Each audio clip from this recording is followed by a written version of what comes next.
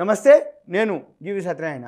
ఈరోజు cement sector గురించి, cement సెక్టార్లో సిమెంట్ కంపెనీల గురించి, దానికి ఉండేటటువంటి రేపు రాబోయే రోజుల్లో ఆ సెక్టార్లో ఎలా ఉండబోతుంది అనే సిమెంట్ వాటి మీద మనం ఒక చిన్నపాటి విశ్లేషణ.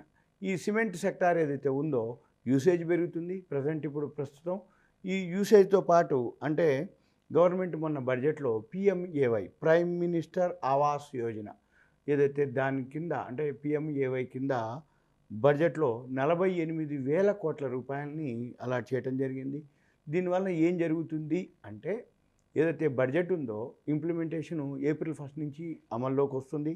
ఏప్రిల్ 1 నుంచి ఏదైతే ఉందో బడ్జెట్లో 48,000 కోట్లు ప్రైమ్ మినిస్టర్స్ ఆవాస్ యోజన అంటే ఇల్లు కట్టడం కోసం అలాట్ చేసినది ఏదైతే అమౌంట్ ఉందో దానికి 80 లక్షల ఇండ్లని కన్స్ట్రక్షన్ చేయాలనే ఉద్దేశంతో శాంక్షన్ చేయడం జరిగింది. ఈ 80 లక్షల ఇండ్లు ఏదైతే ప్రైమ్ మినిస్టర్ ఆవాస్ యోజన కింద 48,000 కోట్ల అమౌంట్ ఒకటి, national infrastructure pipe line NIP అంటారు, నేషనల్ ఇన్ఫ్రాస్ట్రక్చర్ పైప్ లైన్ దాని కింద 111 లక్షల కోట్ల రూపాయలను కూడా చేయటం జరిగింది. అయితే ఈ 111 లక్షల కోట్లు దేనికి వాడతారు అంటే ఉదాహరణకి రోడ్స్ అనుకోండి, మెట్రో రైల్స్ అనుకోండి, వాటర్లు, పైప్ లైన్లు ఇవన్నిటి కింద ఏవైతే ఉన్నాయో వాటి కింద వాడటానికి అవకాశం ఉంది. ఏది ఆ ఫండ్. ఇక తర్వాత గ్రామ్ సడక్ యోజన అని ఒక స్కీమ్ ఉంది. ఆ స్కీమ్ కింద 25,000 కిలోమీటర్లు 20,000 కోట్ల రూపాయలు 20,000 కోట్ల రూపాయలు 25,000 కిలోమీటర్లు రోడ్లు వేయాలన్నమాట. దాన్ని ఏమంటారంటే గ్రామ్ సడక్ యోజన ఒకటి. దాన్నే ఎన్హెచ్ఏఏ అంటారు, national highway authority of India. ఈ NHAI national highway authority of India ఏదైతే ఉందో అంటే రోడ్లు ఏవైతే వేయాలో అంటే విలేజెస్ నుంచి డిస్టిక్లకు కానీ అవుటర్ రింగ్ రోడ్లు, రీజనల్ రింగ్ రోడ్లు, అంతకుముందు 4 లైన్స్ ఉంటే 6 లైన్స్, లేకపోతే 6 లైన్స్ ఉంటే 8 లైన్స్, 4 లైన్స్ని 6, 8 లైన్స్గా చేయటం. దాన్ని ఏమంటారంటే NHAI national highway authority of India కింద 25,000 కిలోమీటర్లు 20,000 కోట్లు. తర్వాత ఈ కామర్స్ కింద ఏదైతే మన ఈ వ్యవసాయ ఉత్పత్తులు ఉన్నాయో అవి బాగా పెరగటం మొదలుపెట్టింది. అవి నిల్వ చేయడం కోసం గోడౌన్స్ కట్టాలి. వాటి కింద ఈ కామర్స్ కింద ఏదైతే ఉందో వీటి కింద ఇవన్నిటి కింద సిమెంట్ రాబోయే రోజుల్లో యూసేజ్ మామూలుగా ఉండదు. అయితే ఆ యూసేజ్ ఏదైతే ఉందో దేనికి బెనిఫిట్ అవుతుంది అనేది మనము చూద్దాము. అంటే మనము చూడవలసింది ఏంటంటే మీరేం చేయాలంటే స్క్రీనర్ వెబ్సైట్లోకి వెళ్తే, కాకపోతే మా దగ్గర సెట్ చేసి ఉంటాయి ఇవి స్కానర్లు, స్క్రీనర్లు. ఎందుకంటున్నానంటే ఈ స్క్రీనర్లోకి వెళ్ళినప్పుడు ఇవన్నీ ఇక్కడ చూపిస్తాయి, కానీ మీకు రావటానికి మీరేం చేయాలి, ముందు స్క్రీనర్ వెబ్సైట్కి వెళ్ళి రిజిస్ట్రేషన్ చేసుకోవాలి. రిజిస్ట్రేషన్ చేసుకొని లాగిన్ అవ్వాలి. లాగిన్ అయిన తర్వాత అప్పుడు మీరు ఇవన్నీ ఎడిట్ చేసుకోవాలి, సేవ్ చేసుకోవాలి. అప్పుడే మీకు ఇవన్నీ ఇన్ఫర్మేషన్ మీకు ఉంటుందన్నమాట. అయితే ఇక్కడ మనం ఏవైతే కాలమ్స్ ఉన్నాయో అంటే జనరల్గా ఫస్ట్ ఏం చూస్తామంటే కంపెనీ పేరు,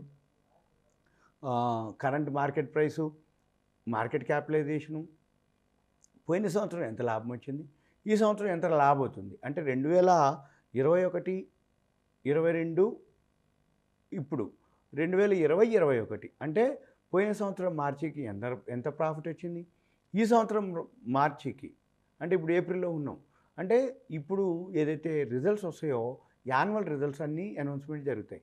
ఈ యాన్యువల్ రిజల్ట్స్ ఏవైతే ఉన్నాయో ఈ యాన్యువల్ రిజల్ట్స్ ఎలా ఉంటాయి, ఏ కంపెనీ బాగుంటుంది అనేది మనం గుర్తుపట్టి రాబోయే రోజుల్లో ఆ షేర్ కనుక తగ్గితే అప్పుడు మనము ఆ షేర్ కనుక కొనుక్కుంటే ఇంకొక 1 ఇయర్ లోపల, ఇంకొక నెక్స్ట్ ఇయర్ లోపల ఎప్పుడు తగ్గినా కానీ ఆ షేర్ మళ్ళీ రిజల్ట్స్ వచ్చే టైంకి మళ్ళీ తీసుకుపోతారు. ఎందుకంటున్నానంటే ఇప్పుడు గవర్నమెంట్ ఏదైతే బడ్జెట్లో ప్రవేశపెట్టిన అమౌంట్ ఉందో ఆ అమౌంట్ రిలీజ్ చేయాలి, కన్స్ట్రక్షన్ జరగాలి.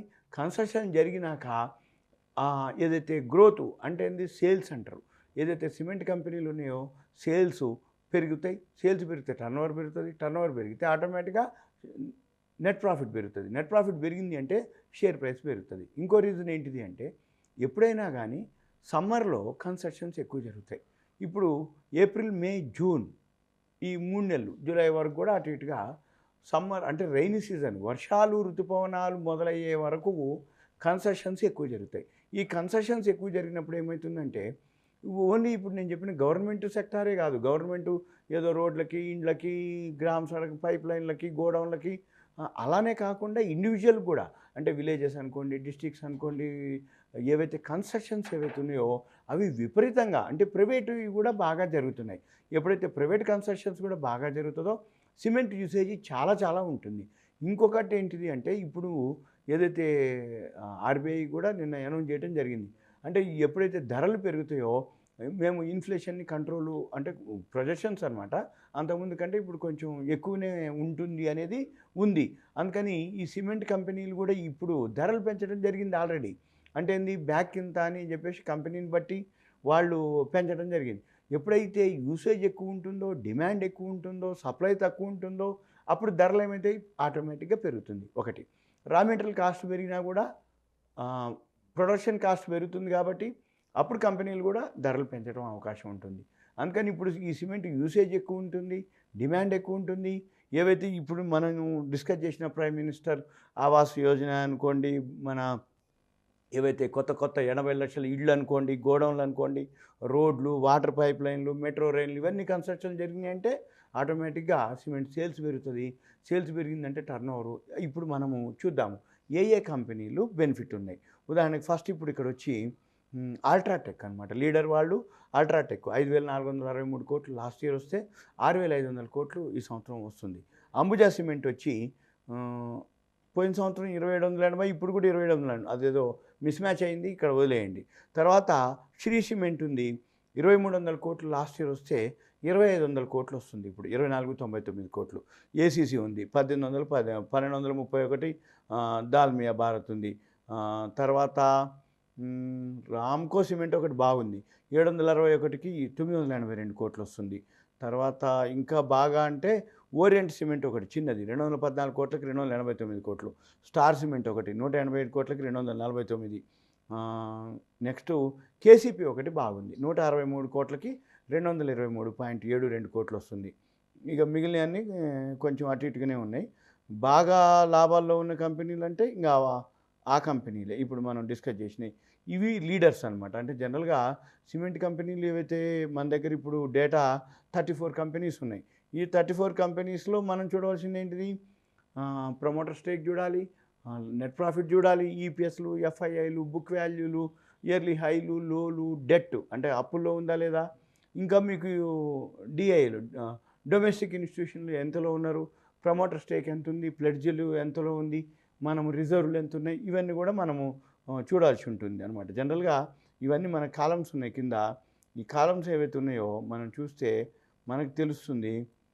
ఉదాహరణకి net profit last year quarterly, half yearly 50 డిఎంఏలు, టెక్నికల్గా 200 డిఎంఏలు, ఆల్ టైమ్ హైలు, ఆర్ఓఈలు రిటర్న్ ఆన్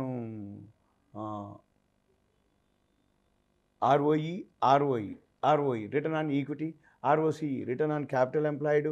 ఇలా మనము ఇవన్నీ కూడా చూడాల్సి ఉంటుంది అనమాట. రిటర్న్ ఆన్ ఎసెట్స్ అనమాట ఆర్ఓఈ.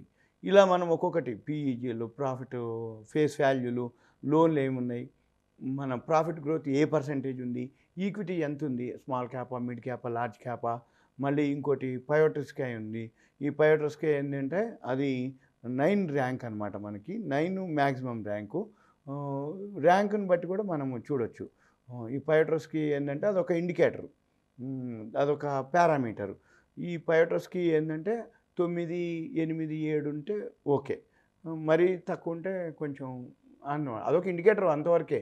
అంతే తప్ప దాన్ని బేస్ చేసుకోవాలని మిగిలినవి కాదా అనేది కాదు. అదొక ఐడియా కోసం. ఇది సింపుల్గా మీకు సిమెంట్ కంపెనీలు రాబోయే రోజుల్లో బాగా తగ్గితే కొనుక్కునేవడానికి అవకాశం. రెండోది ఇప్పుడు యాన్యువల్ రిజల్ట్స్ వస్తూ ఉంటాయి. ఇప్పుడు మనం ఫస్ట్ డిస్కస్ చేసిన ఏవైతే ఉన్నాయో అవన్నీ కూడా బాగా పెరుగుతాయి. మీరు కనుక అప్పటి వరకు వెయిట్ చేస్తే మంచి రిటర్న్స్ వస్తాయి. ఇది మీకు అవేర్నెస్ కోసం, ఎడ్యుకేషన్, నాలెడ్జ్ పర్పస్ మాత్రమే. ఇది బిగినర్స్, లెర్నర్స్ కోసం ఉపయోగపడేటటువంటిది. సిమెంట్ సెక్టార్ మీద మీకు ఒక విశ్లేషణ. మీ ప్రాఫిట్ లాస్కి మీరే రెస్పాన్సిబిలిటీ. మీకు ఓన్లీ ఇన్ఫర్మేషన్ మాత్రమే. సుమన్ టీవీ ప్రేక్షకులకు ధన్యవాదాలు. Thank you. సెలవు.